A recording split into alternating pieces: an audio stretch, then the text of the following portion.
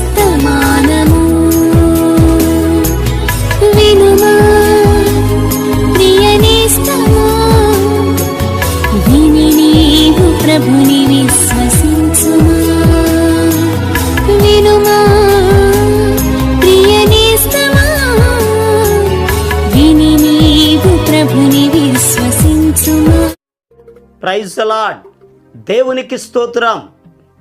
అనుదిన మన్నా అనే ఈ ఆధ్యాత్మిక కార్యక్రమాన్ని వీక్షిస్తున్న ప్రియ సోదరి సోదరులారా, మన ప్రభువును రక్షకుడునైన యేసు క్రీస్తు అతి శ్రేష్టమైన నామములో మీ అందరికీ శుభాలు వందనాలు తెలియచేయుచున్నాను. మరియు మా కుటుంబ పక్షముగా మన సంఘముల పక్షముగా మీ అందరికీ క్రిస్మస్ శుభాకాంక్షలు తెలియపరుస్తూ ఉన్నాను. ప్రియ దేవుని బిడ్డలారా, దేవుని పరిశుద్ధ గ్రంథంలో నుండి లూకా సువార్త 2వ అధ్యాయము 7వ వచనం. తన తొలుచూలు కుమారుని కని పొత్తిగుడ్డలతో చుట్టి సత్రములో వారికి స్థలము లేనందున ఆయనను పశువుల తొట్టిలో పరుండబెట్టెను. ప్రభునందు ప్రియ దేవుని యొక్క బిడ్డలారా, గలిలయలోని నజరేత్ అనే గ్రామానికి చెందిన కన్యక అయిన మరియకు బెత్లెహేము అనబడినటువంటి దావీదు ఊరికి చెందినటువంటి యోసేపు అనేటటువంటి యవనస్తునికి వివాహం చేయాలని ప్రదానం చేయబడింది. ఇంకా వివాహం కాలేదు. వారేకము కాక మునిపే దేవుని దూత మరియ దగ్గరకు వచ్చి చెప్పింది, దయాప్రాప్తురాలా, నీకు శుభం, ప్రభు నీకు తోడై ఉన్నాడమ్మా, నువ్వు గర్భవతి అవుతావు, కుమారునికి అంటావు, ఆయనకి యేసు అని పేరు పెడతావు అని చెప్పింది. అయితే దేవుడే మానవుడిగా ఈ భూలోకములోనికి రావడానికి కన్యమరియ గర్భము ద్వారా దేవుడి భూలోకములోనికి వచ్చాడు. ఆమె గర్భవతి అయ్యింది. ఆ విషయం యోసేపుకు తెలిసి యోసేపు ఆమెను రహస్యముగా విడిచిపెట్టాలని ఆలోచిస్తూ ఉండగా దేవుని దూత యోసేపుతో కూడా మాట్లాడింది.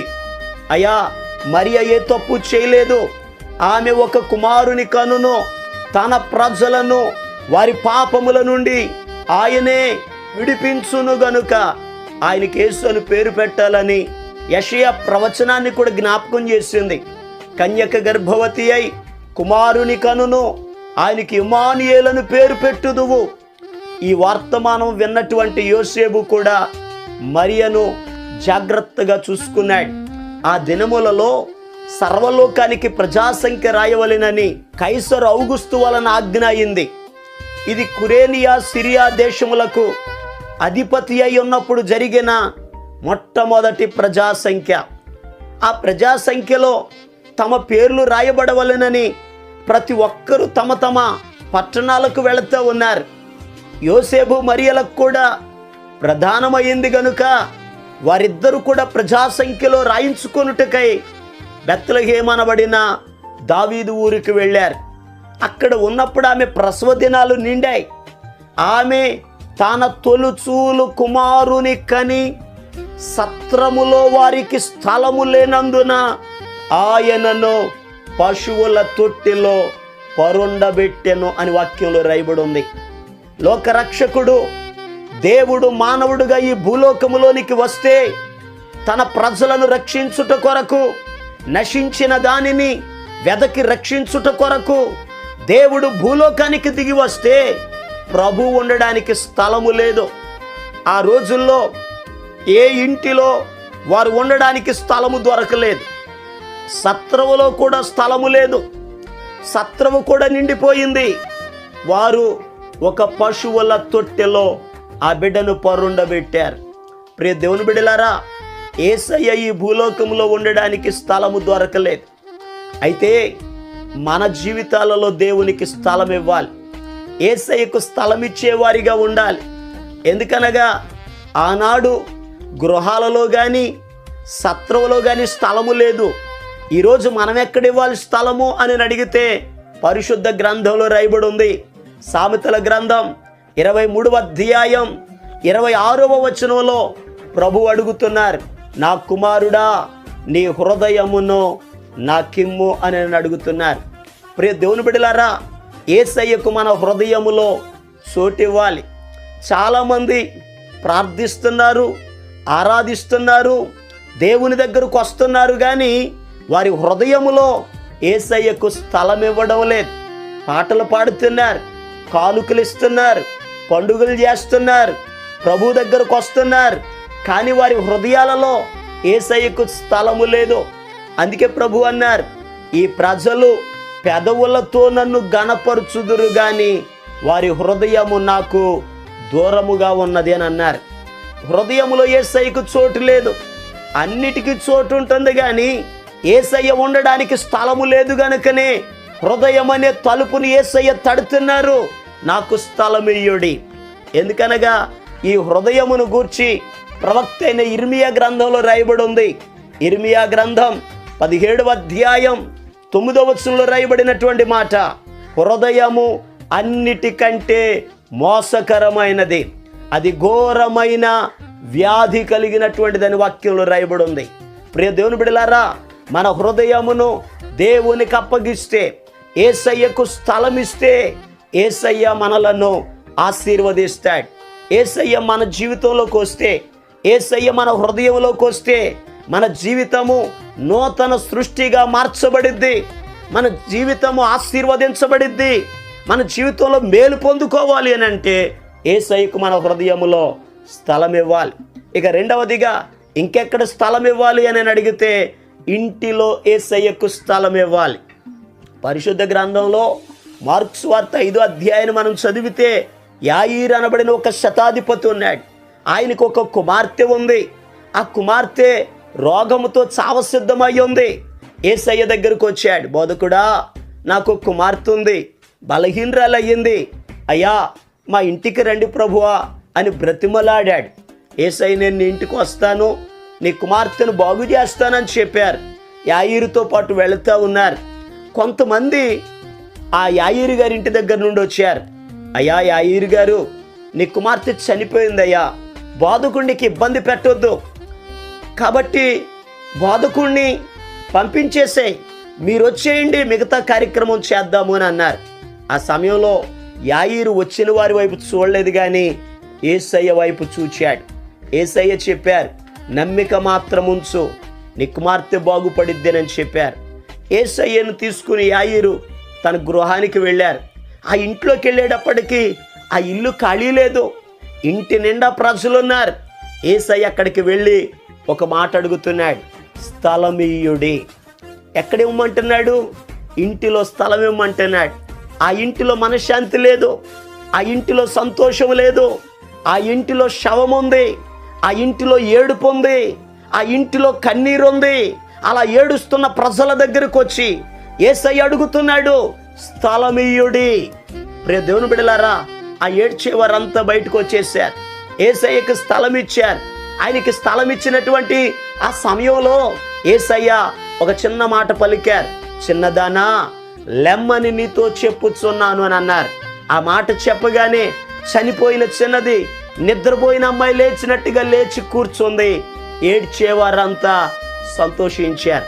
ప్రియ దేవుని బిడ్డలారా, ఈ పండుగ దినాలలో మీ కుటుంబాలలో సంతోషం ఉండాలి అని అడిగితే, ఆనందం కలగాలి అని అంటే, దుఃఖం తొలగిపోవాలంటే, కన్నీరు తుడవబడాలంటే, ఇబ్బందులు తొలగిపోవాలంటే యేసయ్యకు స్థలం ఇవ్వాలి.